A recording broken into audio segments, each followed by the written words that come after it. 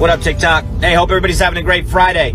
Hey, don't let anything that's negative in your life dictate the rest of your life. Does that make sense? Hey, we all go through some hard times.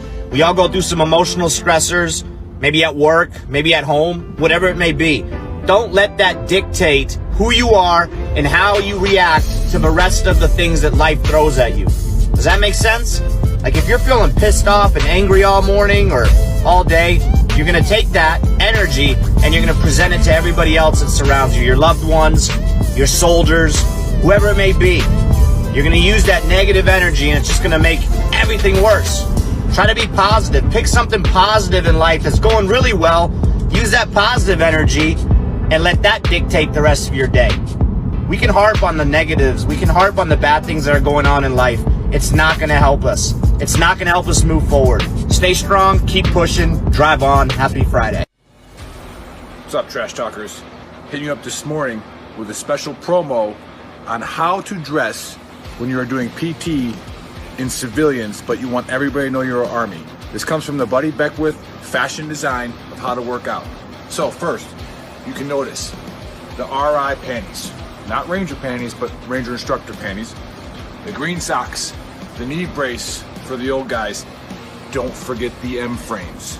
Now the shirt, don't wear the Trash Talk shirt while you're running. This is just for the promo. You want to put on like an 80-second shirt or like your favorite airborne shirt so everybody knows that you're a veteran. That's the most important thing. And you start with this stretch. Buddy Beckwith taught me this one.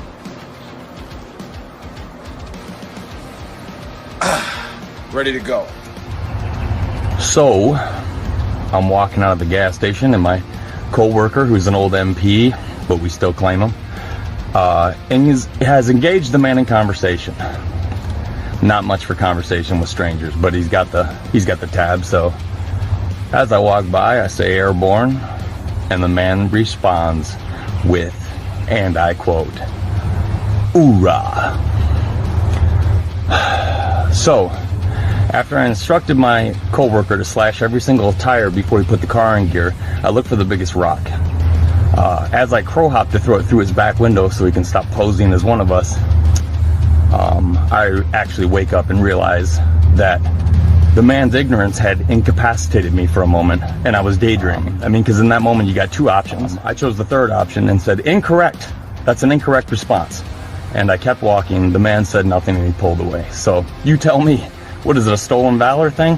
No Marine's gonna have an airborne tab, and no paratrooper's gonna say hidden hoorah. So you tell me, stolen valor? Hey, y'all, I'm going to work. I left you a note on the refrigerator. I love y'all. I'm gonna go.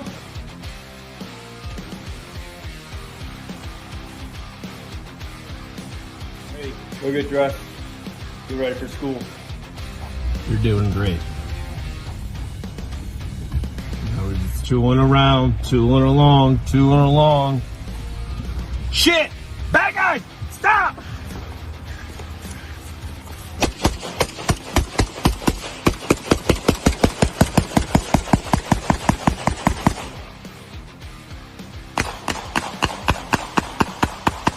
Let me break it down Barney style.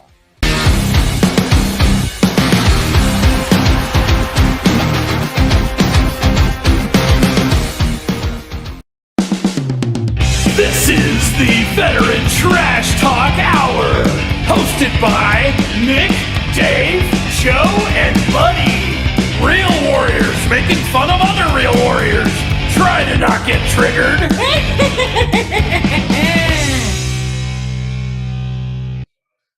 Boom. What is up, everybody? Happy Saturday. Cheers to everybody. We got the whole VTT crew here. Well, 50% of us live in California. Welcome to episode 95 of the Trash Talk Hour. Shout out to our sponsors, 10th Mountain Whiskey. Go ahead and type in 10thwhiskey.com and then put in VTT and get you a special discount on some good bourbon. Special guest today is Norm Hooten. This is my safety. I don't know, maybe. We'll talk about that later. And today I'm joined by Monica, Nick, Buddy, Joe, and Cliff. All right. Like every other time, we get this dumpster fire started with a little conspiracy, okay? We're not going to talk about it too long because we got our special guest here today.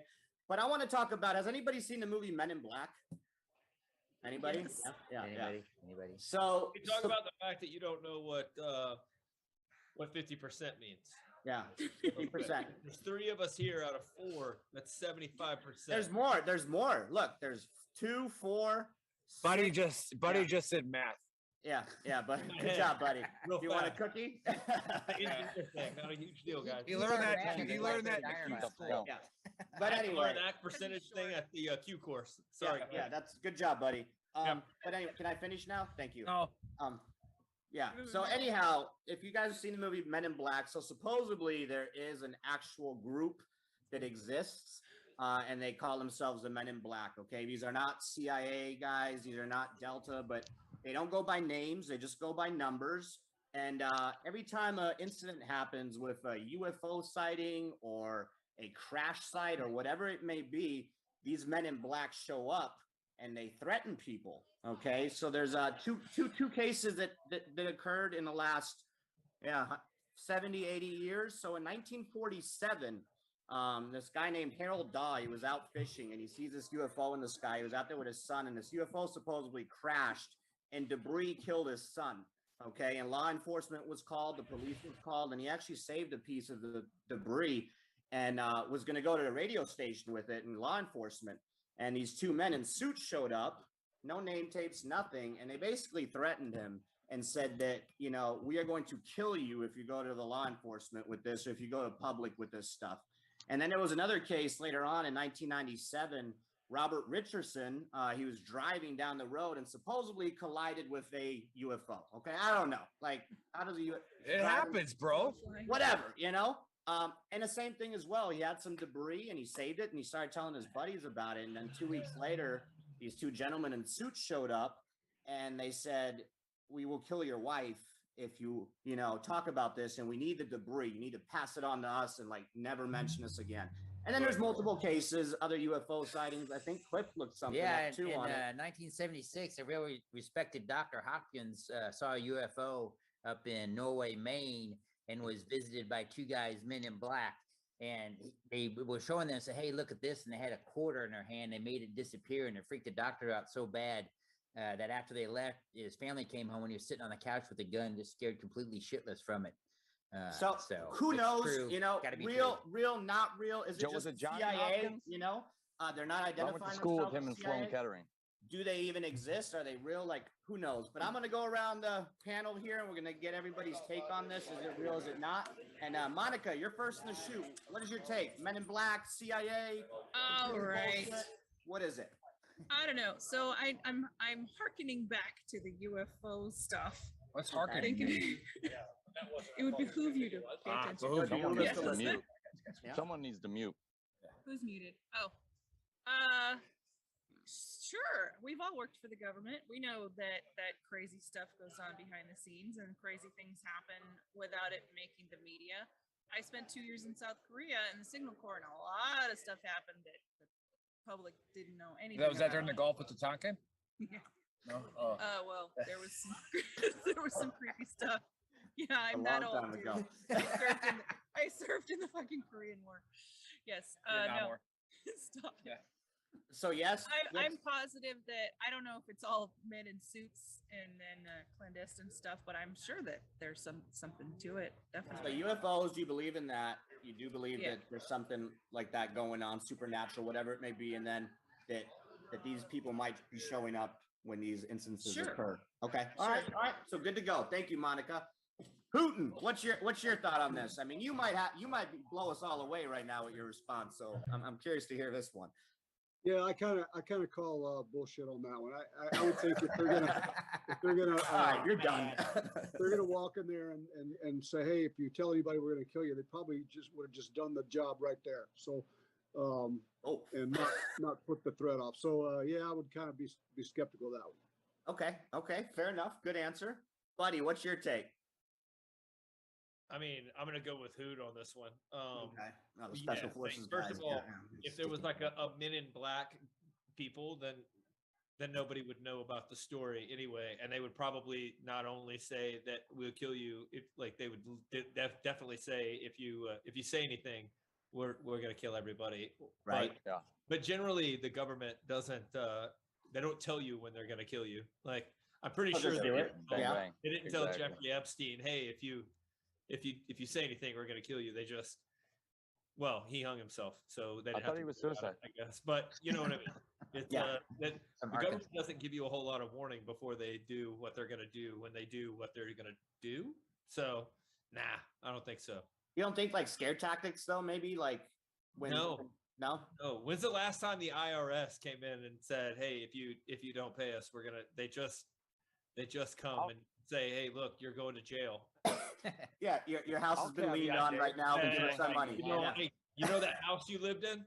Yeah. Raise your hand if you still have a house. Yeah, Hey, you that- in the back. Put your hand. That's down. ours now. It's Okay. ours now. We actually own that. Yeah. Fair Yeah. enough. All right, Nick, what's your take on it, brother? Oh, I get to go before Joe. Nice. I was expecting Joe to Dave's go. got me on a pay no mind list too.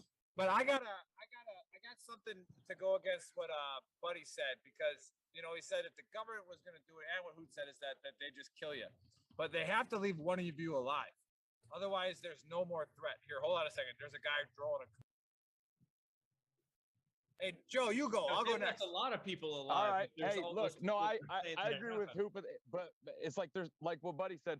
There's no kind of, almost covert ops. Like if they're going in that hard where they're gonna take lives, no one's ever going to know what happened.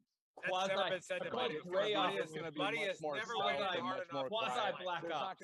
they're not going to leave people behind to tell all your friends about this. I highly doubt it. I think they're going to come in like a thief in the night, and it'll be an unsolved murder forever if it was that serious. That was religious. And there was That's that what much I was money thinking involved too. in it. Like they exist. I also I don't believe love it's the fact supernatural that either.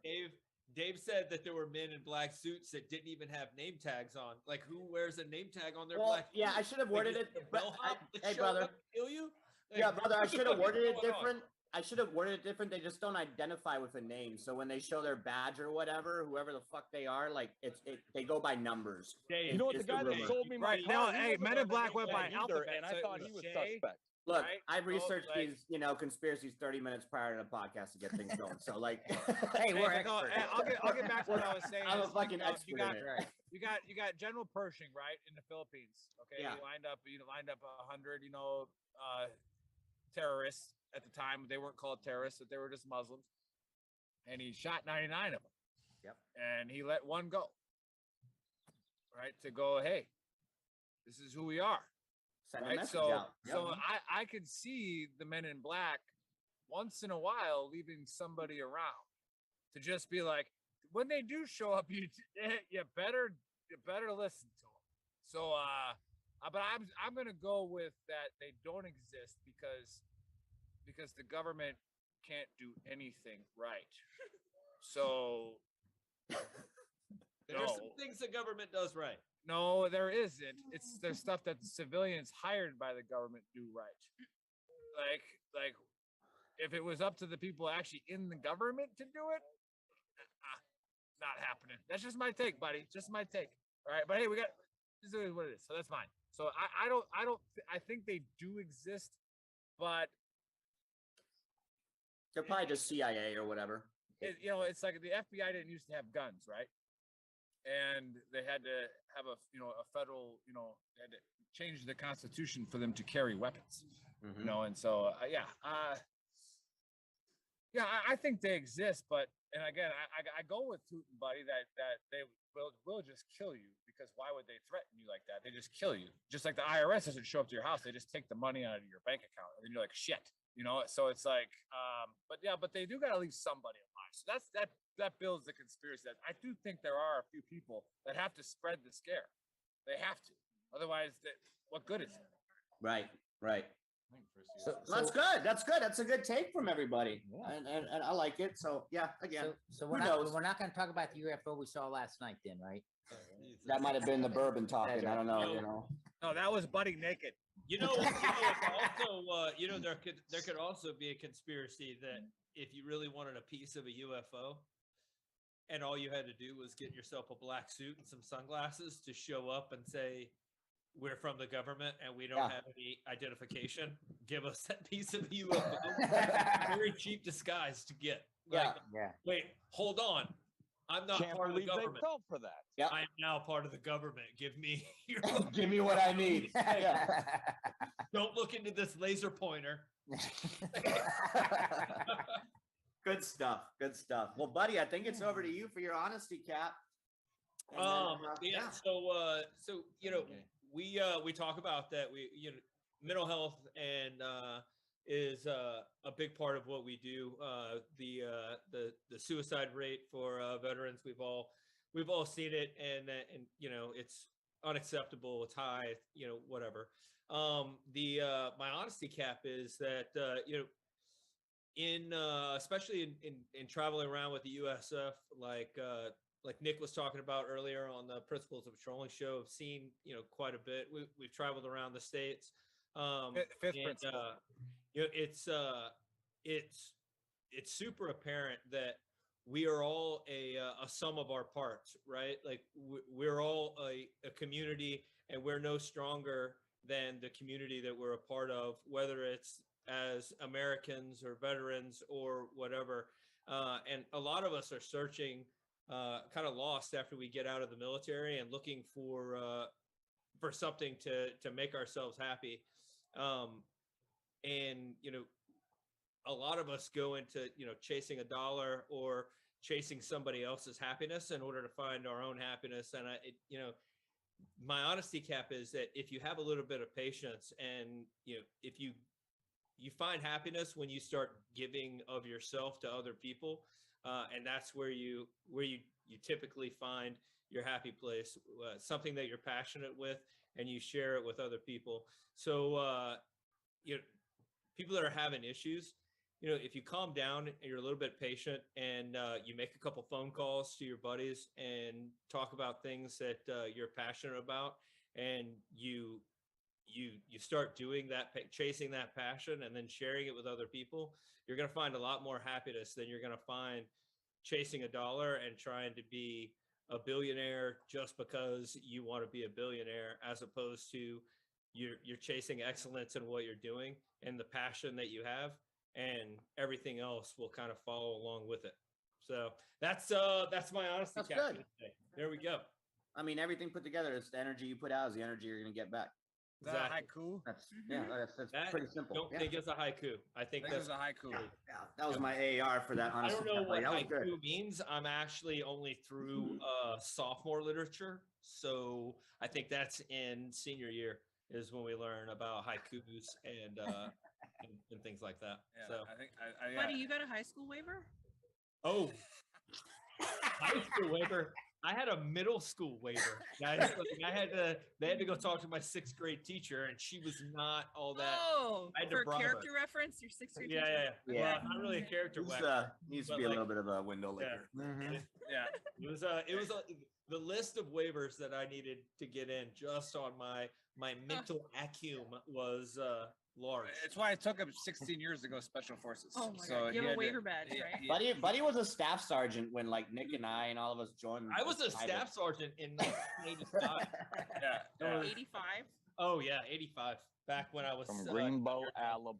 If you talk to Nick, I was a staff sergeant in 1985. Yeah, I wasn't even born yet. I think he was a colonel, and then he got knocked down. True. He got knocked down to E4, from colonel to E4. Colonel Yeah. I mean, E4. I think Nick has the honors. It was the Iran today. Contra scandal I that do have knocked the Buddy honor. down. I do have the the honors peg. of introducing our guest. But again, those of you watching, again, Buddy, usually on the screen is the most qualified soldier that we have on the show because he's been in for 65 years. So like I said, he's Halo qualified. He's a Halo master. He's a static line master. He's a scuba master. He's a Jedi master. But, Ninja.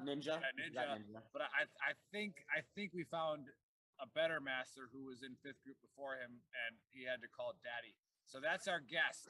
All right, we have a phenomenal guest on the show who I got introduced to through a retired colonel buddy of mine who said, "Hey, why don't you get Hooten on the show? He has a whiskey." And I was like, "Oh, okay." So I reached out and talked to Courtney, and he owns Hooten Young, right, distillery, whiskey, and they also have cigars called the Ma Deuce. Okay, so, and they have more. They have plenty of stuff. So go on Hooten Young, check them out. We'll put it in the thread for you. But if you go on right now during the show and put in the code VTT15, all right, that's all lowercase VTT15, you'll get yourself a discount. Now, a lot of people are, they think about the movie when Hoot comes on anything probably, and they want to talk about like Black Hawk Down and all that kind of stuff. But what I'm really intrigued about is the fact that he spent some time on Fort Bragg. Right, so the center of the universe, and he knows that the 82nd Airborne is the best unit ever. So he came on to talk about why he wished he would have been in the 82nd longer, right, and why he shouldn't have went other places because the deuce is where he belonged.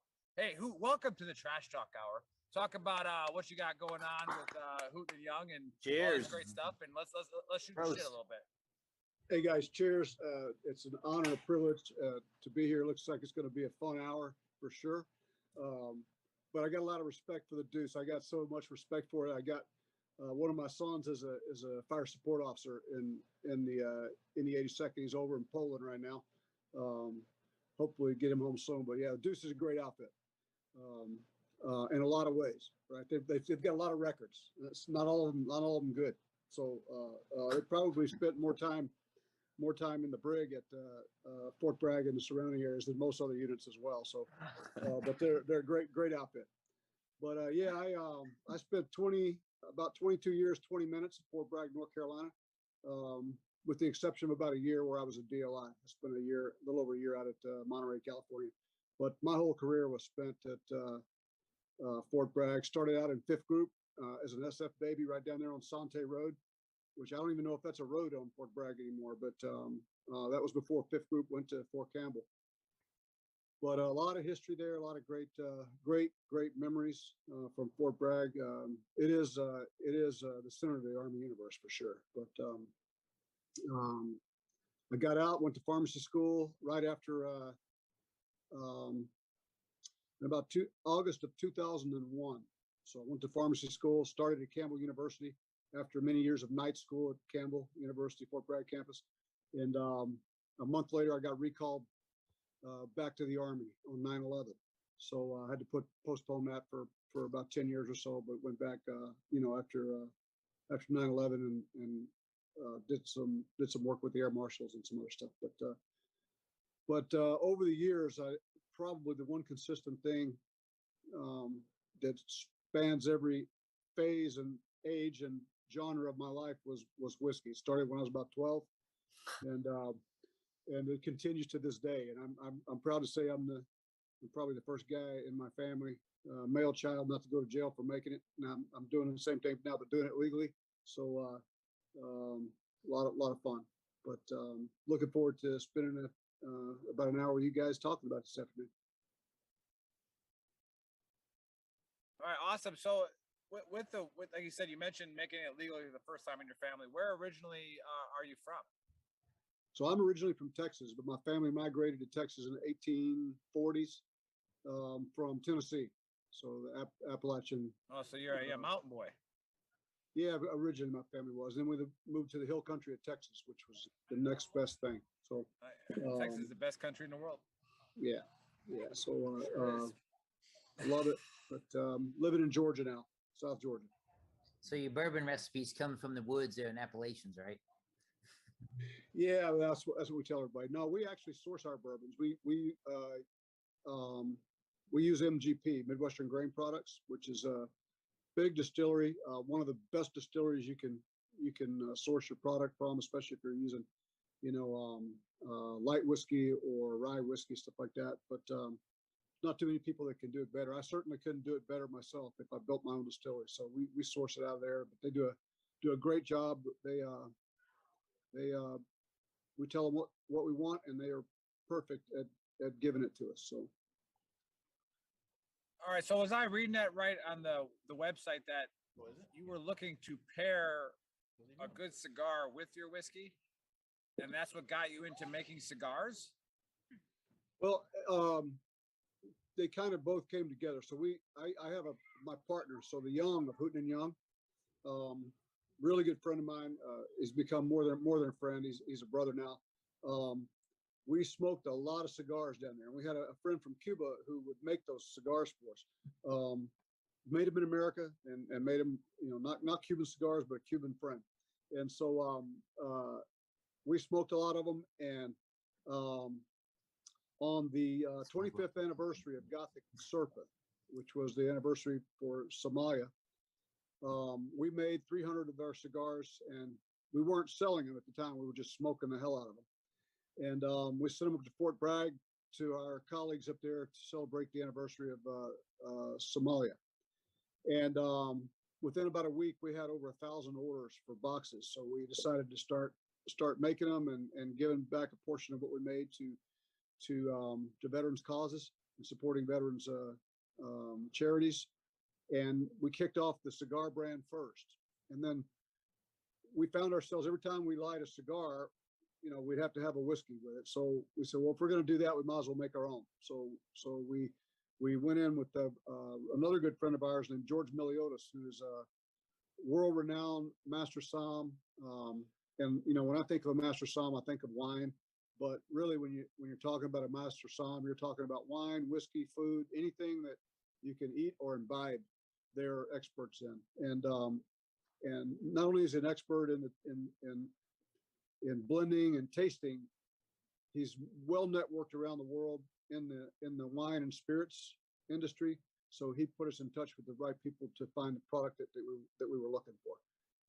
So which came first, the chicken or the egg? I think the cigars came slightly before the whiskey, but about the same time, because you can't do one without the other, really. Wow. So I want to talk about a little bit, and if you can, if not, that's fine. Obviously the chat's blowing up because they're like, oh, is this the guy from, Black Hawk Down, blah, blah, blah. We don't have to go into that too much, but it's probably one of the best movies I've ever seen in regards to what happened and what transpired. And a lot of people in the chat are just like curious if maybe you could elaborate a little bit. If you don't want to talk about it, we can skip right over, but just kind of your experiences over there. We've had a lot of people on here, special forces guys and people who've been through some serious combat, and they share some of their stories, So if you would do that for the audience, that'd be great. If not, we can skip right over it. I'll be glad to do it. I think that's a 100-year-old mission now. I don't think there's anything in there that's that everybody doesn't know already, but yeah, I was very proud to have been a part of that, primarily because of the people that I served with, like all of us, right? As time passes, you forget the things that happen, but you never forget the people that they happened with. One of the greatest honors of my life was serving on Task Force Ranger with guys from my unit, but also guys from the Ranger Battalion as well.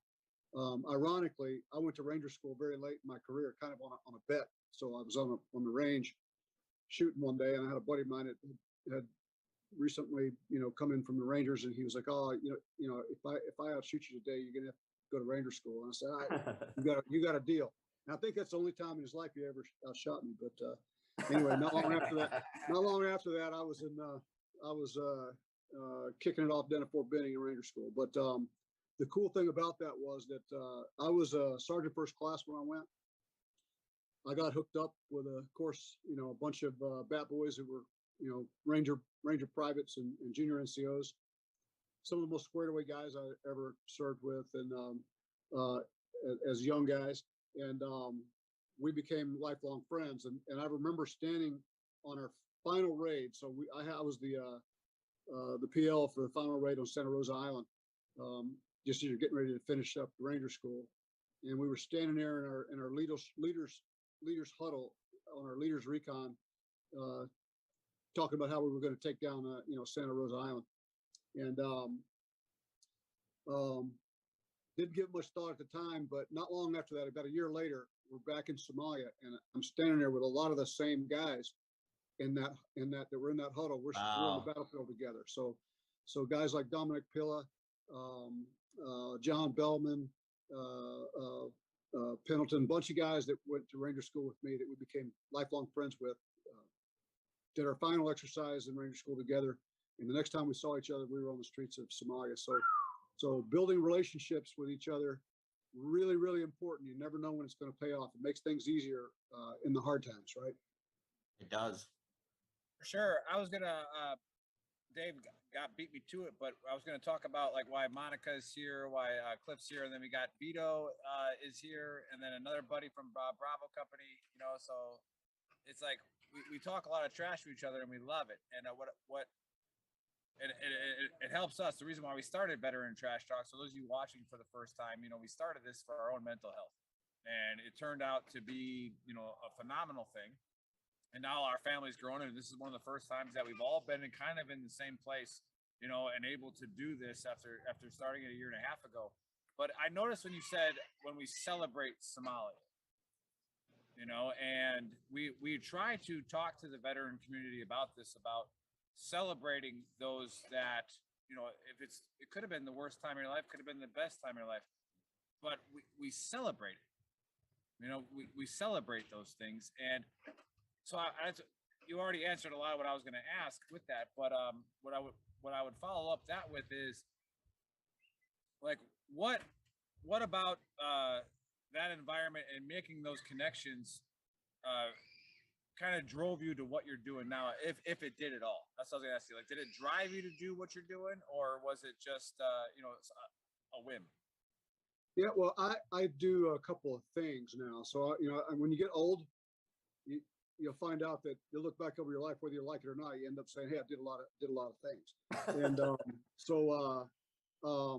currently I'm a practicing pharmacist for the VA, and my experiences in the military absolutely had everything to do with me going to pharmacy school at 52 years old, and then doing 2 residencies on top of it, and finally finishing up that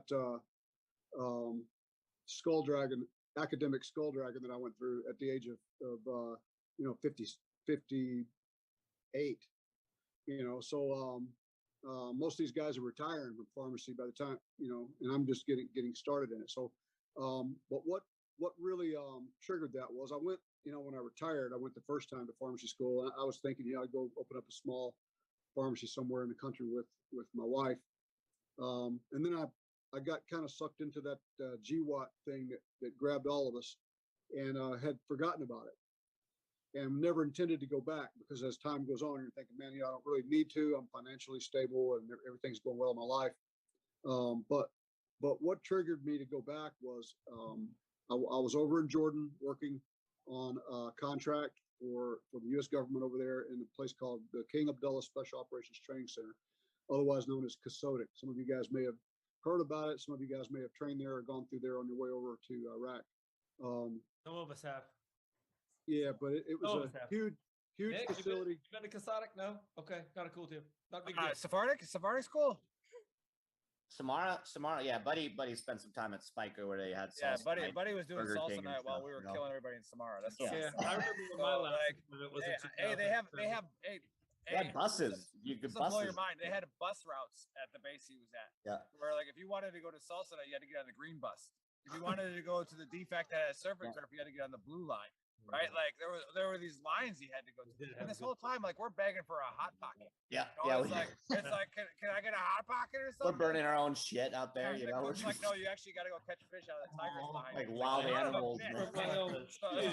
Buddy, didn't you show me a token? else in the army. You had to do everybody. Well, that's why you had to go validate yourself and do all these schools, because you knew other guys were fighting. I'm sorry. I Right? So like, violin playing in the background right now. I didn't Buddy, nobody's saying you didn't become cool afterwards. yeah, you became really cool afterwards. did. But during You did. that deployment, You know, that was nothing. Not so cool. I thought it was so cool last night, buddy, when you pulled out of your pocket that token, that hop on, hop off bus from Somalia token. I thought okay, now you're the coolest guy I've ever met. That's a fact. That comes from a woman during Women's Women's Veterans Day month or whatever. Like, we don't know. Like, we get in trouble at Veteran Trash Talk because we don't know what month we're celebrating. Yeah. And I personally, as the only woman on today's panel, do not like differentiating Veterans Days, because we fought hard enough to be part of the group. you are a And veteran. Whatever the 12th of this month came along and someone says Happy Women's Veterans Day, Yeah. it pisses me off, because So- that's Do I gotta send you flyers, like flowers Yeah. every time on Women's Veterans Day, like or like maybe a Madu? We don't call you a Hey. female veteran. We just call you a veteran. Hey, Exactly. send a Thank you very Madu much. cigar to every woman you know on Female Veterans Day and say, here you So- go. So Anyway, yeah. so Hoot, back to the bourbon and stuff and the whiskey and all that. Can we get that? Can anybody just, for our viewers right now, can they walk into a store and get it, or have to go to a website to purchase it, or how to, are you selling for AFEs? Like, where is it available? Yeah, it depends on the state you're in, but we're in 25 states. Oh, We're on all the big nice. ones. We're in California, Florida, Texas, and all the really big states. And if you can't get it physically at like your local liquor store, you can purchase it online through the website. We have a third-party sourcing company that sources it called Speakeasy, and they'll send it virtually, I think, just about anywhere in the country. Yes, it's available online, and in most states, or half the states, it's available in the liquor stores. Certainly in Texas and Florida and California, in the big states, we're there. Yeah, Nick was gonna make fun of me because I got the bottle. I don't know, probably about 2 months ago, because we were gonna have you on at some point, and it didn't work out or whatever. And I was gonna try a little bit. I was at a party with some buddies, and I was gonna try a little bit, and then I ended up finishing the whole bottle in one night. Awesome. It was 4 of us, and it was. I felt really great afterwards. But I mean, it was some amazing stuff. And Cliff's been drinking it here. Yeah, my just some glass is really empty. good stuff. Really good stuff. I liked it a lot. That But happens. And I will tell you, I'm not a bourbon drinker. I drink Scotch, 12 years and older, and I will tell you that this is Well, probably pretty much he's like, bourbon yeah, you're I've drank. smaller than me. You're lower than me. Like, this is me, this is you, but I tried it. Like, go ahead, sorry. Yeah, no, it's we're proud of it, and it will sneak up on you. You'll go through a bottle pretty quick, but oh yeah, and then an hour later, you're feeling it. oh yeah, yep. But I'm glad you guys are enjoying it. So you were in Casadic, where we were before we went off track. You were in Casadic. I'm still trying to hear the rest of the story. Yeah, no, I was. Oh, really? Because you stopped the story. I understand that I fucked that up, guys. I got it. That's why I'm Everybody back. else could have talked. I'm trying to get back to the story. Should have learned that in Q school. Yeah, no, I was Casadic over there, Jordan, and all of the major contracting companies came through there with to do their workups prior to going in to Iraq. So the usual suspects of Blackwater, Triple Canopy, Tier 1 Group, DynCorp, all came through there to do their workups, ran their third country nationals through there for training, and it really dawned on me at the time that I had a bunch of colleagues, because all of us, whether we personally know each other or not, we all come from the same family. If you're talking about the military, so I noticed that a lot of our brothers and sisters over there had substance abuse issues and serious ones. So we had a couple of fatalities from overdose. We had some suicides and stuff like that, and not at Casodic, but basically this was the word in the community at the time.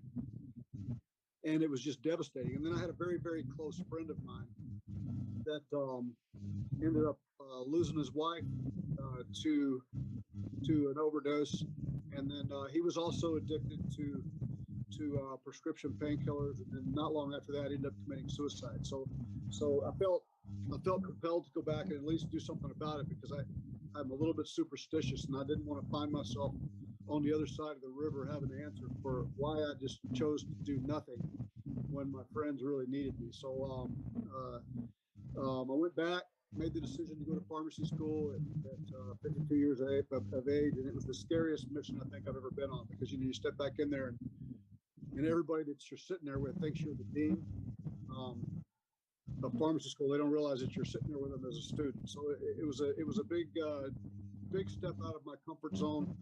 I went from making contractor money to being unemployed while I was in pharmacy school. Big step, but anyway, I felt like it needed to be done. I did it. Committed to working with veterans in the VA. Did an internship and 2 residencies with them, and then started out, cut my teeth as a pharmacist on the inpatient mental health unit in Orlando. And it was then I realized that the magnitude of the problem, because really our inpatient mental health unit was just full of soldiers, of servicemen and women who were admitted to the emergency room, overdosing on heroin and prescription painkillers and everything else. So it drove me towards what I'm doing now as a pharmacist. The whiskey and cigar thing has always been kind of part of my life. So I do that kind of on the side, and I think there's some irony there that I work heavily in the substance abuse field, or at least did for a while, but at the same time I'm making whiskey and cigars, so it's a little bit of a contradiction there. But anyway, so that's the 30-second spiel on it. Hey, how do you deal with? So, what is your theory as a pharmacist? How do you deal with prescribing or doctors prescribing medications that kind of feed into like a substance abuse or a painkiller addiction? Like, do you keep track and try to like get back with the doctors and say, hey, look, this is like too much, or how does that work? What are the kind of checks and balances or whatever? So yes, we do now. So we started something called the Opioid Safety Initiative in the VA, which basically was looking for people or veterans in the community who are on high dose opioids, and high dose opioids now anything over 90 milligrams daily. It may be down lower than that now. So maybe it was 90 a couple of years ago. Maybe I know they were looking to target 50. So anywhere between 50 and 90 milligrams a day of an opioid, and that's considered high dose opioid. But when they started throwing these things around like candy, there were a lot of us guys and gals out there taking over 1,000 milligrams a day. So yeah, that's a lot. 20 times what 10 to 20 times what they consider high dose now is what people were walking around on. And the bad thing about opioids is that the more you take, the more you have to take. And these things, when these medications were designed, they were studied for a period of 6 months to a year. Nobody looked at what happened to a patient who took them for 20 years. So there's a lot of us that went in and started taking them early on in their career, and they would spend 15, 20 years just basically managing their pain just to be functional, right? Not for recreational use, just to be able to come into work in the morning and do their job. But nobody ever really studied that, right? There was no clinical trial that said, hey, we're going to give this to somebody for 20 years and see what happens. And it really causes an array of issues. One, in males, it causes low testosterone. Low testosterone causes fractures. It causes weak bones, stuff like that, joint pain. Yeah, that's Buddy's problem. Yeah, right. Yeah, I could tell. I could tell with that big old beard he's got there. He's got that issue going on. Yeah.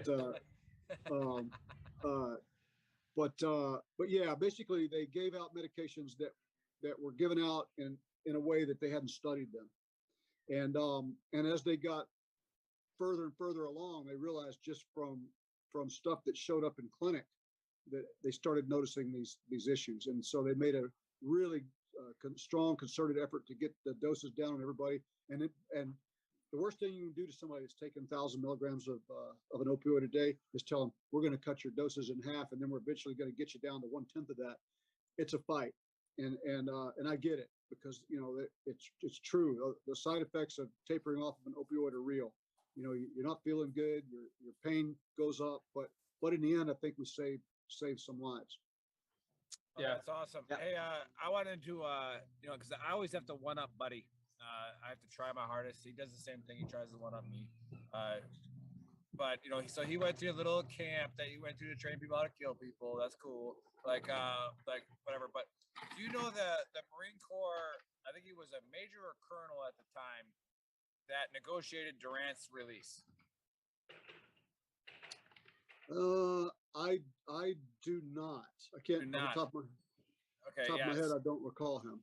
He obviously retired as a general, but I bring this up because I met him, Buddy. No big deal. All right, not just like the school, but the guy that actually, negotiated Durant's release. No, but he talked about how he has a couple, about 7 master's degrees, and that he just continues to go to school. He continues to learn, continues to be a lifelong learner and be that. And I know when we were muted, Monica had said something about that's amazing that you went, to pharmaceutical school at your age. Mm-hmm. just talk about that lifelong learning, if you wouldn't mind, about how important that is to continue to educate yourself. Because obviously we know that with the special operations guys that Buddy tried to be for a long time, and but it's just continuing to learn So, Buddy, that's actually a compliment. Like you, getting out and continuing to pursue like great things. But even in the military, continuing to go to schools, continuing to learn as much as you can. So, if you wouldn't mind elaborating on that a little bit, like that drive to just continue learning. Absolutely. I think it's one of the most important things in life, and I think it's a beautiful part of life. I mean, who wants to just sit down one day and go, I'm done learning. Here's where it ends. And for most of us, when we get out of the Army, we're like, 38, 39, 40-year-old people. And I used to think that was really old, but I'm 62 years old now. And I look back now and I go, man, I wish I was 40 again. And so there's so much afterwards. And really, I've got kids that are coming in on 40 years old now. And you still got 2 or 3 lifetimes ahead of you, at 40, right? So I've reinvented myself 2 or 3 times since I retired from the Army. And each one contributed something to my life that enabled me to enrich my life later on, or prepared me for something else that I did. So yeah, I strongly encourage it. I mean, there should never be a day in your life where you go, this is it, right? I mean, this is it. This is what I'm going to do forever. It should be, hey, this is what I'm doing right now, and I'm going to do it. I don't know how long I'm going to do it, but I'll do it until I don't, and then there's going to be something else. And that always leaves. It gives you something to look forward to. It always gives you like, hey, I'm not going to settle for what I'm doing right now, no matter how comfortable that is, no matter how much money I'm making, no matter how good things are. There's always something around the corner, and that I think gives you a why. It gives you a need. For something. And it keeps you accountable, right? It keeps you accountable to yourself, right? Not only to others, but more importantly, accountable to yourself. My most recent ventures, I woke up one morning, I was sitting on an airplane after getting yelled at by a flight attendant and having to wear a mask and sitting on the runway, sweating my ass off for 3 or 4 hours, waiting for that plane to take off. I went, you know what? I'm not doing this again. I'm gonna start flying. So I went down that week and signed up for flight lessons and Buddy's a pilot, I think. Or Buddy's a pilot. He went to the same school the guys did at 9/11. Is that just a special forces thing? Is that just a special forces thing? You all get licenses? I'll tell you what, I've never been, I don't know about for you, but I know for me, that first flight where you start flying and then they're just like, here you go, take the controls. I was like, wait, what? No, this isn't, okay, I guess. Well, buddy, maybe I've never been, my ass has never been more sore than when I got, and there have been some times, go ahead, Nick, where my ass has been super sore. Anywho, there's never been a time where I wasn't just from, I think I was trying to hold on to the airplane with my ass. Like we landed and I was like, good Lord, why am my butt sore? Yeah, well, buddy, I'll tell you. Sorry to interrupt, but we have a wedding here at the Coronado Hotel, and these little ladies, and they're veterans too. They're getting married. Have an awesome show, guys. Yeah, thanks. Take care. Who's getting married? Who's getting married? She's inside. So, buddy, you didn't actually finish. So who you got? I haven't you have your finished license now, or you just started? No, I just started, but I've just figured out that you can't steer an airplane when it's on the taxiway without using your feet. That was the hardest part. Are you doing Hooten? Are you doing Cessnas also? Like Fred Flintstone. What's that? Did you start off with Cessnas? Is that what you're trying with the Cessna 172? Yeah, same one, and it's using throttle and feet to get it to go left and right. Yeah, apparently Cliff flies too. Cliff flies too. I didn't know that. The guy kept saying go left, and I was driving like a car. He goes, hey man, that's not going to help you a lot. Yeah. The guy also yelled at me for monkey gripping the steer, like the controls. He was like, you can just monkey calm gripping down. I was like, okay, a little bit. Yeah, the guy, when we were coming in for my first landing, he kept saying my plane, my plane. Hell, I didn't know what that meant. I just held on, and he was like, "Hey, let go." I was coming in at about 1,000 foot a minute, man. Hey, we'll pull up at the end. It's fine. It's fine. Wait till they cut the engine off and ask you where you're gonna land. Yeah, no, that they better not ever do that to me, man. Yeah. Oh, they definitely did. They pushed the throttle all the way down to go. All right. Like, wait, what? Right, Like, yeah, where you where gonna are you put it gonna down at? land? I was like, I don't know where I'm gonna land. Wherever we finish off, I guess. Yeah. At the crash site, I guess. Yeah. Hey, But Monica, it is a Monica's lot got of something fun. to say. I'll tell you something about lifelong learning. I used my GI Bill to go to college after the Army. I went to UCLA and I did a double major in sociology and gerontology. Hear that, buddy? Double major. Can you spell And- that? Yes. What, double? I know you can, Monica. I know you can. It says two, Dave. One and one. Double. So Do it. I don't remember everything I studied, Bye. but I can tell you that the most successfully aging people, and they judge successful aging by health and happiness, but the most successfully aging people are those who maintain social engagement and learning. They are healthier, they're happier, and they live longer, and they use medical services less often than people who are not engaged and not learning. And I'll give you an example. My dad is 80 years old. He just came back from a 5-week safari in Africa. That's what's up. He's a retired professor, multiple PhDs, but you're never done learning. He's taking Spanish right now at 80 because he wants to go visit Colombia next year. Fucking Wow. You know, so it's like you're never done. If you think you're done, then you're seriously done. Like done with everyone if you think you're done. And you're an idiot if you think you know everything. So just keep on learning. I think when Keep you're doing it. when you're done overall, you start giving up. Like I remember running down our dens, and Nick could probably attest to this. Man, Any you of the ain't guys- never ran down our dens. Who was that sergeant major that was like 95? That was literally every morning running down our dens. Like Oh, he had Guida. some- Sergeant Major Guida. Guida. yeah, there was a couple of them, but Sergeant Major Guida, the Yeah. honorary brigade sergeant major. No, there was Brigade Sergeant yeah. Okay, Improvement. cool. The one that Anyhow, used to run in the front Yeah, of that formation. guy Dave that you forgot about. That's who You you're went- talking when you about. went to go be there a was another recruiter. one. There was another one. I was. Oh, you're talking about the guy that had 2 knee braces and that would run up and down. Yes. No, he wasn't was as old he as was a Guido. fueler. Guido would run at the front. I know remember Guido. running at the front of formation, and then dudes would fall out, and everyone would look at them and be like, "There is a fucking 90-year-old in the front." Like, are you kidding me? Don't just take your shirt off, take your pants off, and get in the woods. You're right. But there was another one too, and it was like, man, like that's all he's got. Yeah, hey, you went on a safari in Africa once, didn't you? I was, dude, buddy, you are on the same page. I almost Whoa. said that. I go, who went on a safari in Africa? One Yeah. time? Also, I do have a question for you, Hoot, and I have to know: did you or did you not say this is my safety, sir? Did Always that comes really up. happen? Well, Did you hear that, buddy? It wasn't original. At least I brought up a Marine colonel that negotiated. I gotta hear with this. Durant.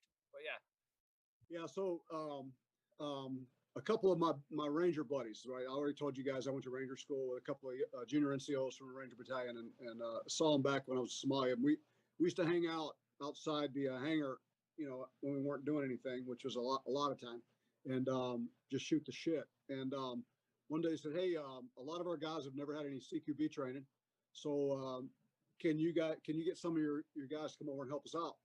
And I said, "Absolutely." And so we found a couple of vacant buildings on the airfield there, and we went out and did some very basic dry fire CQB with the guys. And in the training, you know, of course, I didn't come up with this. I mean, this is something that was taught to me by somebody that was taught to from somebody else for about 300 years. I told the guys, "Hey, look, you know, keep your finger off the trigger until you're ready to kill somebody, right? Because weapon's got a safety on it, but this is your primary safety." And I did that in training, right?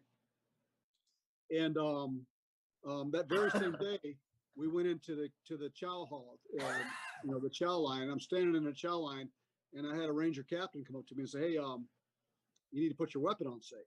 And so we had a little bit different way of clearing weapons. What we used to do is clear the weapon, and then drop the hammer to take tension off the hammer spring. And once you do that, the weapon won't go back on safe until you cock it again, right? And so the way I would tell a weapon is safe, I can pick it up in the middle of the night and I can try to manipulate that safety. If I can manipulate that safety, I know the gun is cocked. I don't know if there's a round in it, but I know it's cocked, right? So now it's like, okay, is it loaded or is it not loaded? I know it's cocked, so the weapon is potentially dangerous. But if it doesn't move, then I know this weapon's not cocked, and the only way you would be able to stick a round in there is you shoved it in from the muzzle end, and that's probably not going to happen. So anyway, I told the captain, I said, hey, look, I got it. Worry about your shit. You let me worry about my shit, and we'll go our separate ways. And so it happened. And then so that was it. That was the exchange. But then, of course, you know, anybody that spent any time around Ranger privates know that if you let one of those guys say something, that you're in for a treat, because that night they did a skit in the hangar, right? And they that was in the movie as well. Yeah. Yeah, they did a skit, and in the skit, they did their version of what they saw at that chow hall. And of course, that captain had been was an amazing college football player. He had been on the Georgia Bulldog national championship football team, starting pulling guard for Herschel Walker when Georgia won the national championship. And he was a stud. He was like, you'd look at him and you go, man, this is like the god of war. Dave has But no clue who Herschel Walker is, Hoot. I'm just saying he doesn't. Say that again. So we all know who Herschel Walker is. He's a legend, but Dave doesn't know who that is. Yeah, right. You got to. We were waiting for Joe to wake up and chime in, and but he's on solar internet, so we don't know if it's working. Mute your stuff, Joe. It's really loud and interrupting the podcast. But anyways, he did have a funny joke to make about Dave. Dave's was raised in Germany, so he doesn't understand football. So it actually is a really good cut on Dave, but because of his solar internet, we couldn't hear it. But yeah, Dave, you have no idea who Herschel Walker is. He's on Herschel that Green Walker, New Deal. Yeah, he was Green New Deal guy. But no, Herschel Walker, it was like one of the best of all time athletes. Oh, and hands down. But yeah, so you got Steele was his fullback, right? His No, his guard. Pulling guard. And and Steele was a badass. He was a physical. Except for his Samara. Yeah, he was a hunk of man, right? And but at least physically he was a big burly dude. But anyway, somehow these young Ranger privates, I don't know where in the hell they come up with it, but they found a Cleveland Browns football helmet. And I mean, it's in Somalia, of all places. And it was one of the old ones, right? It was like the one that had like the one crossbar with the big ear holes Like in it. the kicker helmet. Yeah, the kicker helmet, but it had the big the ear thing that came out around. It was just a Dave, that's what kickers do. That they only get 1 bar. They only get 1 bar. So yeah, but that's for you, Joe. They replicated that, or they did a skit, and in the skit, when one guy said, "Hey, look, hey, put your weapon on safe," the guy goes, "Hey, this is my safety," But they combined the two events in the skit, and of course, I've been living it down now for 30 years. So, but it. I mean, it actually was. It happened, yeah, to an extent. Yeah, you mean living it up? They took poetic license with it.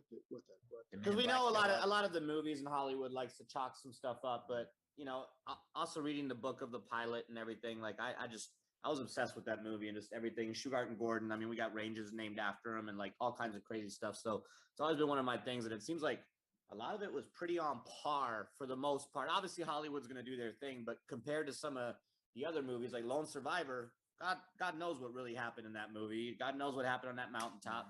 Like we don't know, but yeah, it's just it's some wild stuff, and the chat's blowing up. People were laughing their asses off just now when you mentioned the "this is my safety" and how that works. So yeah, you can attribute that to a couple of unnamed Ranger privates somewhere. They're probably now sergeant majors of the Army somewhere. So. Right, probably. So when is this is my safety bourbon coming out? No, they're not. The sergeant major of the Army is. Yeah. Remember, we can't talk about politics, so yeah, never mind. Hey, when is this is my safety bourbon coming out? I'm gonna leave that to somebody else. I think I might leave that to the same dudes that came up with it. I think there's a couple of. Well, I think that's a shirt idea, Nick. I think, there you go. If we can do it, we'd love to come up with a shirt. Yeah, well, if we get permission. Hugo's got a pharmacy question for Hoot. Hey Hoot, I just wanted to Hey, that's Vito. Vito didn't do any combat either. He was a spiker. Yeah, I know. Yeah, go ahead. no combat at all. Go ahead. Beam was great. Sorry, Vito. It's okay. Yeah, but he's got that jaw. Working. But he has the jaw. Pharmacist, I just wanted to get your opinion on the non-standard pharmacological modalities that like the use of ketamine and psilocybin and DMT for those patients who are polypharmacy on like multiple SSRIs and stuff like that. This is deep. Jesus, what did you just say? What the fuck did you just say? Usually Vito's smarter than you. That's Vito's smarter than Nick. Hey, Take a buddy, drink, you could have Nick. asked Big me boy that talk. question. I would have said, yes, I know.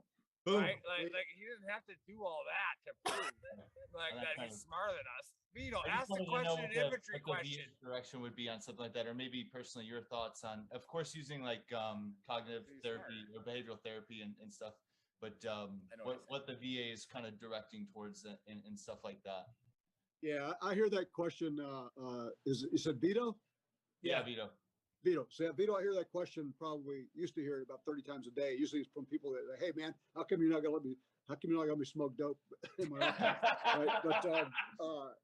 But the fact of the matter is that we just don't know. I mean, I think for some patients it does help them, but it just hasn't been studied. And I'll go back. What's that? The research for ketamine use for severe depression has seen a lot of great results, right? Over the past couple of years. Couple of years, and that's the key word, right? Couple of years. So what's a ketamine's real been study around for- considered? What's the timeline on a real study considered? What, 10, 20 years? Well, I don't know. Yeah, it depends on what they're using it for, right? So let me go back to what we talked about with the opioids before. They studied opioids for pain relief because it acts on the central nervous system, but they studied in patients who were terminal, patients at their end of life, right? So it was used for cancer patients who had incurable cancer, and they were basically just trying to make their end of life as easy as possible. So absolutely, it's a painkiller for sure, right? But what happened was these guys didn't live long enough. The patients in that they studied didn't live long enough to see what the long-term effects were. They of raising that dose from 10 milligrams to 20 milligrams, to 30 milligrams to 300 milligrams to 1,000 milligrams a day. They just didn't have them around that long. So they studied them for 6 months to a year, and then they turned them loose, with opioids. It wasn't until the late 90s when they started using them for what they call chronic non-cancer pain. And so going back to Vito's question is that, yeah, I think that when you look at the chemistry of it, there's a lot of reasons why I think it could work from a chemical standpoint. But do I want to be the guy that says, oh, everybody should use it, and then 10 years down the road find out that half my patients are killing themselves because of emotional instability? So no, I won't go out on a line and say that I support it, because I just haven't seen enough really good data on it. I mean, does that make sense? Oh yeah, absolutely. I was just wondering if the VA's has put any thought into. Yeah, they're looking into it, and I know the VA gets a bad rap. And I remember when I got out of the Army, people said the last thing you want to do is end up at a VA hospital. You do not want to go there. But I'm going to tell you, I have been pleasantly surprised. They have problems, and most of their problems are around access to care. But once you get in there and you see the right people, they have some of the best providers on the planet. I mean, these are not slack guys. These are people who are well educated, highly credentialed providers. Programs in to stop the opioid. Hey, who we got Rob. We got Rob. He always tunes in. Hey, shout out to Rob. Awesome. He loves our podcast. He always tunes in. It's helping him get into some stuff. But he's got a question for you. And I'm gonna let Cliff even. I don't under. Hey, he was asking about the fentanyl pumps, the interactical pumps for fentanyl. Do you know anything about that? So probably a patient controlled analgesia, right? So well, fentanyl is a synthetic opioid, and it's one of the more powerful opioids, right? As killing a lot of people nationwide. Yeah, right. So and it has it's something that's very highly managed in a professional clinical setting, right? So the question I guess is that he's asking is, do I think it works as a painkiller? Absolutely. What's your opinion on it? Yeah, just basically, what are your thoughts on it? what do I think about it as an analgesic, or what do I think about it as far as a illicit substance and how it's killing people on the street? Hey, who you can't use those words because we can't spell them. You say not. yeah. You say not patient controlled. I have one. So, what are your thoughts on it? Basically, is it effective? Do you think it's something good to take? You know, would you say steer away from it? Fentanyl, I would steer away from unless I was under close care of a physician. Yep. Well, that's the only way you're gonna have it, right? Unless you're in a close. Yeah, you're right. getting illegal. That's the point I'm trying to make. I'm not sure what he's talking about. If he has it and he's prescribed, yes, but use it as it's prescribed and Right, stay in touch with your physician. Hey, Dave, tell that guy. Well, he'll hear me now, but we can't be giving medical advice out on that. Yeah, stuff. So of it's course not. Of course not. It's Rob, like it's like, hey, buddy, like Talk to your doctor. yeah, talk to your doctor, homie. And like we always talk about on our show is that we would love for you to get off opioids as a veteran, but it doesn't mean just stop. Okay, like you might have to wean yourself off. And just like I was on Valium for years, you know, and it was like, I don't want to take this anymore. It makes me feel like absolute crap every day. Right. And then like who said earlier is like, as I kept taking it, I needed more. I needed more. And then all of a sudden I'm on 15 milligrams of Valium. That's heroin. And and technically I was deployable. Right. And it's like, woo, no, you're not. Like you're not on that kind of stuff. So buddy's got to take another piss. So they he's got a really weak bladder. Let's did you get up? But no, hey, let's get back to the fun stuff. Unless you have to go, because it's been an hour. But I'm good. But we almost got that bottle drink.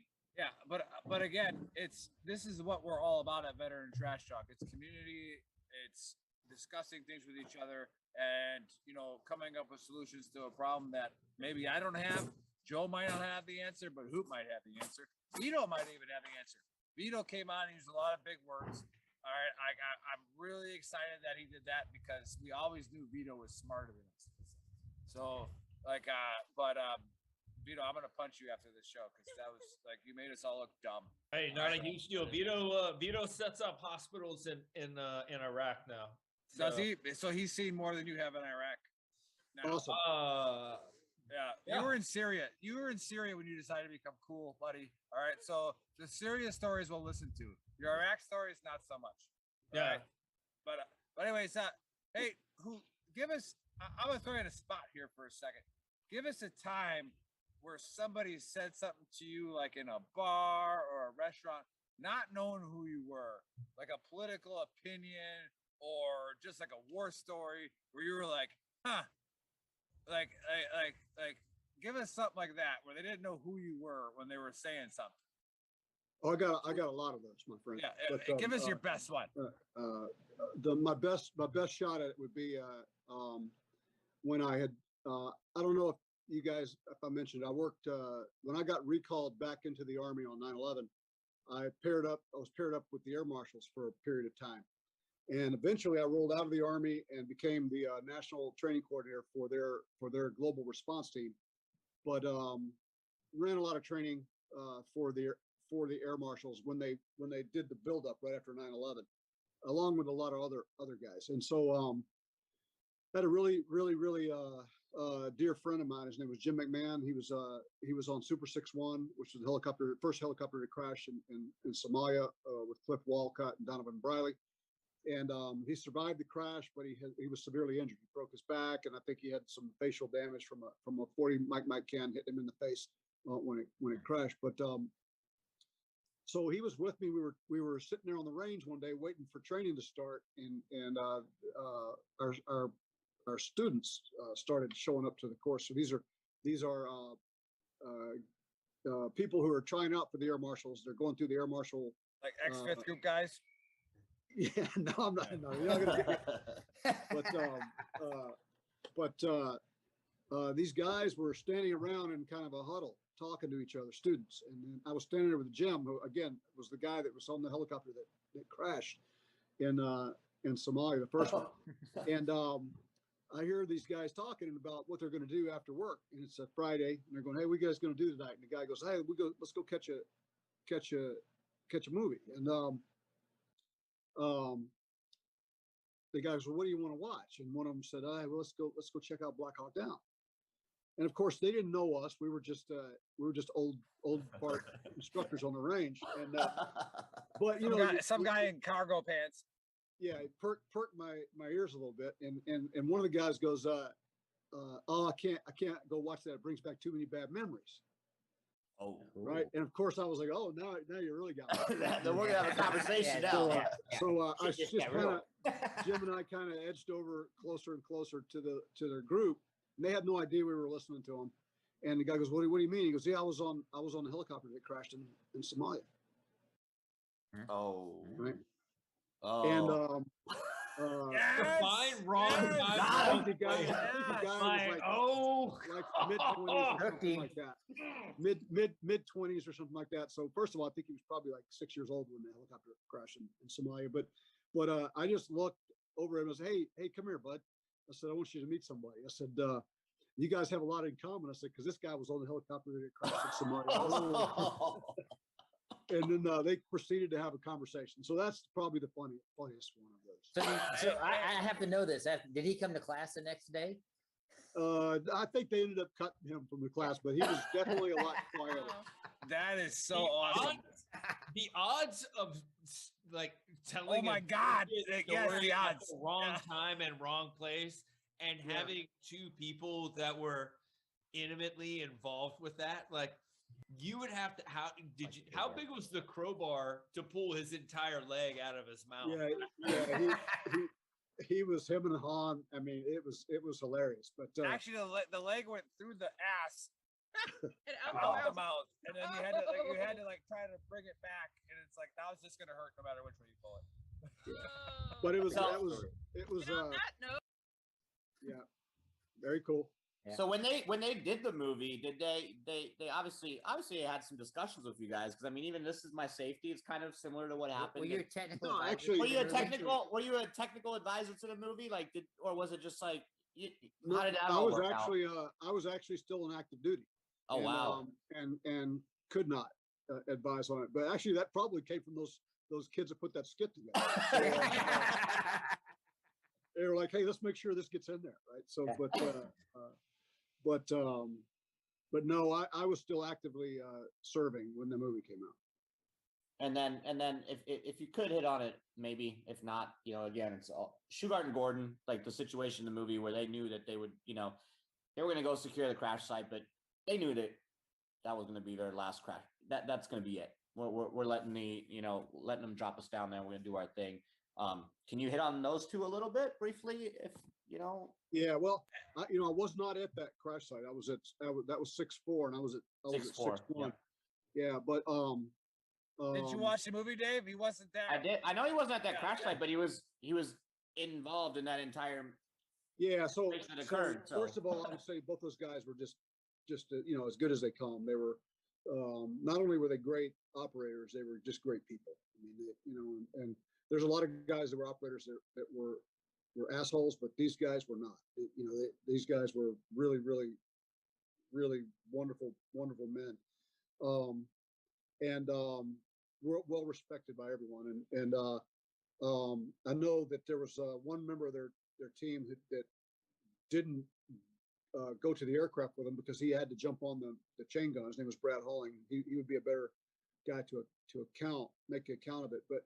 Right. But by everything that I've heard in after actions reports and stuff, they went fearlessly into the breach, and gave their last measure. And I do know that while we were moving to 6-1, I heard a radio call from Schubert come across the net, and he asked, "Hey, what's your location?" And I responded, "Hey, we're about 10 mics out." And he goes, "Hurry." And wow, it didn't dawn now. It didn't dawn on us that there was another bird down. We were headed to the other bird. Right. So I can't help but think that he was probably thinking, hey, any minute now my guys are going to show up and everything's going to be all right. And that really kind of sticks with you over the years. But they were one, for my personal knowledge of them, and I served with both of them for many, many years in C Squadron, and they were just awesome people, awesome soldiers, awesome operators, but even better human beings. They were just kind and gracious and wonderful people, and would have no telling what they would have gone on to do, because like I said, at the time we felt like we were all old, but we were in our early 30s, at the time. So it would have been wonderful to see the contributions they would make in all aspects of their life had they been able to be blessed and live as long as I have. I'm sure it would have been magnificent. Just wonderful people. Wow, thanks for hitting on that one. Well, hey, thanks for That- sharing that- yeah. That's gonna help save some lives for sure. Because again, we talk about it all the time. Buddy says it a lot, and again, Buddy, this is a compliment, so don't get triggered. It's the fact that when you decide to put skin in the game, you decide to develop yourself, you decide to do something great, right? We see that in the military with our younger soldiers, where it's like you point at a guy and go, that guy's going to do some great stuff, right? And then boom, boom, boom, they start doing great stuff, or you mentor them in that way to do that. And it always hits me, the people that always whine and complain the most are the ones that never put any skin in the game. They're the ones that never tried. They're the ones that never try, like they never try to be better, or they tried once and they failed. They're victims. It's the victim mentality. Right. That's Well, literally what it is. Right. And then we try to coach that at Veteran Trash Talk when we say that the Quit Being a Triggered Pansy shirt that we have is, it's like, you're a veteran, you speak for all of us. So either I have who speak for you, or I have the fueler from, 2017, got out 2020, talking about how they don't like fireworks blowing up in their yard. And it's like, that just hurts us. But what I was gonna get to with that was, who motivated you as a younger soldier to be greater? Was there anybody like that was like, I need to be greater? Absolutely. No question. The finest example of a soldier I've ever known in my life. And I've known the best of my generation, but there was nobody that compared to Major Robert Lewis Howard. He was the commandant of the Q course in July of 1981 when I showed up and started getting my ass kicked. And he was the finest example of a soldier that I've ever known. And I've never, again, I've known a lot of people, and that's just taking nothing away from the badasses I've served with over my lifetime, but none of them could hold a candle to Bob Howard. He was the guy. And he kind of set the standard for others to follow in everything I did in my life after that. Because not only was he just a total badass, he was also one of the most compassionate human beings I ever knew. And I don't know if you guys probably don't know who he is, but you should Google him. Oh, Buddy might know, because Buddy might know who he is. But right I do before he know got who he demoted, is. before There's Buddy some got demoted to sections. Colonel at D4. There's some sections of group that have been dedicated to him, and yeah, just Google him real quick. Colonel Howard, Bob Colonel Howard. We'll look that up for sure. I bring that up, and I'm glad you shared that, because people struggle with the fact that there are veterans that didn't have a good mentor. There's a lot of veterans that did 3 years and had crap leadership. Yeah. Right. And they never had that guy to push them to the next spot. And Joe and I were lucky when we came in to where we had Sergeant Summers as our SOPC TAC. And that's one of the horse soldiers, Buddy, one of the real Fifth Group guys, right? Before you got in. The horse soldiers. I'm just saying. Andy Marshall is still. Andy Marshall still ranges. I'm just saying. He was a real horse soldier guy. So but anyways, Sergeant Summers was the most phenomenal NCO that I ever met in my life, and he had killed a lot of people in Afghanistan. And is that us? Is that us making that? No, that's Joe. That's Joe. Joe, move your back. Joe, you need to give the gerbil on the treadmill some more. He's some more muted feet. now. He's muted now. Faster. But so Monica's going after Joe. Joe's gonna get triggered about it. But hey, back to the seriousness of it is, that's what I think VTT's doing is it's giving the opportunity for people to find mentors, to find people that can put them in the right direction. Yep. I was blessed. I had mentors, right? And I would just like to go ahead and say right now, you're welcome, Nick. yeah. Well, Buddy was the mentor to show me what not to do to Yeah. make Staff Sergeant I was faster. Nick's platoon sergeant for like a year. Right. And then when Dave decided not to jump out of an airplane correctly, You're a sergeant I first. You got promoted because of me, man. I did. So Dave jumped out of an airplane the wrong way because he didn't want to. He'll give you all the excuses in the world that he wants, but he just didn't have a proper exit. So after he, I'll agree with exited- that. I'll agree with that. After he Amongst, exited, 20 other paratroopers on that flight that got really hurt. Right, So, but like, I wasn't. I was healthy. I landed fine. I got to the Alpha. I went and killed all the enemy with my radio and my machine gun. All right, we went and did all that kind of stuff. But that's what it is. Like Dave was thrown into the seat early as well. Dave was a platoon sergeant well before he should have been a platoon sergeant. Yep. So you have those things. It's like, am I ready for this? It doesn't matter. You're there, right? And so it's like it's ready for you. It's ready. Yeah, it's ready for you. Go do it. Yep. And that's kind of goes to like what Buddy was saying, and then kind of like what you were saying. Who is that? Does it matter? Does it matter why you're here? Does it matter why it's there? Does it really matter? No, doesn't. You got to go do your job. That's what you do with it. Yeah. Yeah. That's what matters. But like what I was saying was with that mentorship is I feel bad for the veterans that don't have that. Because they get out and they say, well, the Army or the Navy or whatever sucked. And it was like, did the Navy suck or did your unit suck? Right? And then what did you do to find yourself in a better position? And that's where it comes down, where people get pissed off. Well, it's an identity crisis as well, Nick. We always talk about that's what that. I said. I go. Where did you find yourself Yep. in the position to change it? Yep. Yeah. So Spot on. and, Spot and, on.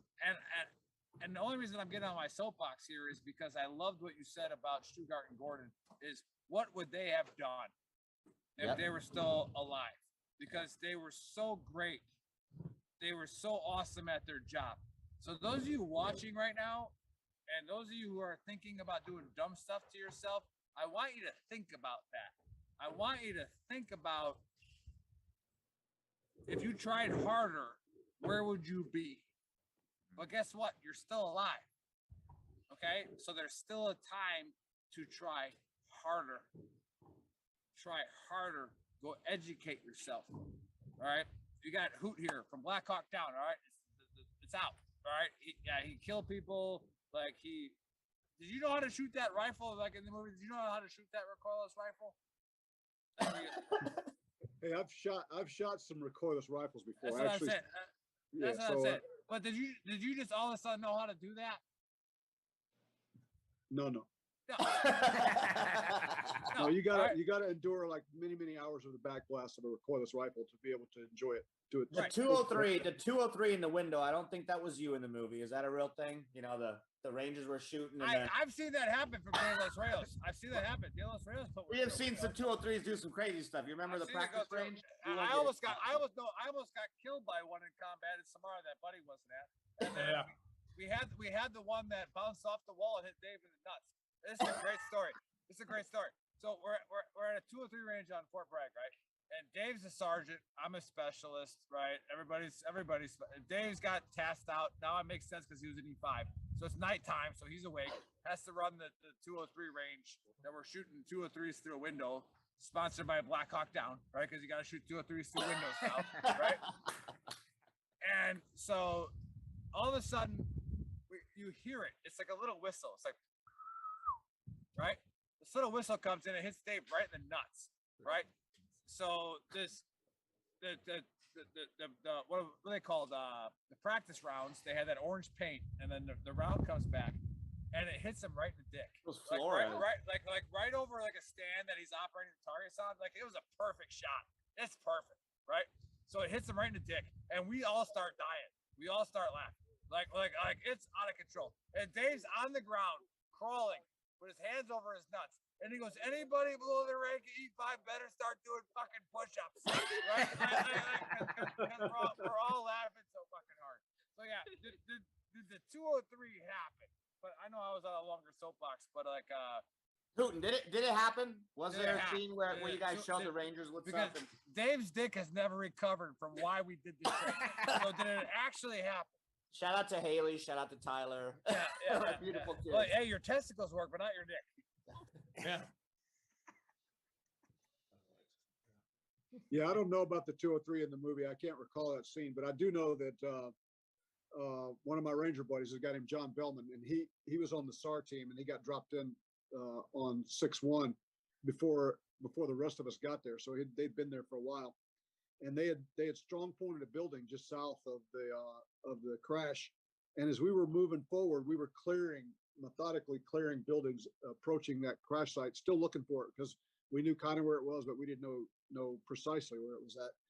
And so we got everybody lined up, and we called out on the radio, said, hey, we're getting ready to move in on this building on the just to the north of us, making sure there's no friendlies in there, right? And we got a call from all our teams, said no, Alpha team's up, Bravo, all our teams were accounted for. So as far as we were concerned, that building was empty or hostile, and we saw some movement in it. So we thought, okay, there's bad guys in there. And so we brought our 203 guns up and our crew serves up, and we're like, okay, we're going to hammer the shit out of this building, and then we're going to assault it. So we wanted to do a simultaneous. We had about 4 203s lined up, and we wanted to hit all the windows at the same time. So we got them all lined up. So okay, you take this window, you take this window, you take this window, and you take that window, and on my execute you go. So we're 5, 4, 3, and we saw what looked like a gun light flash in the building.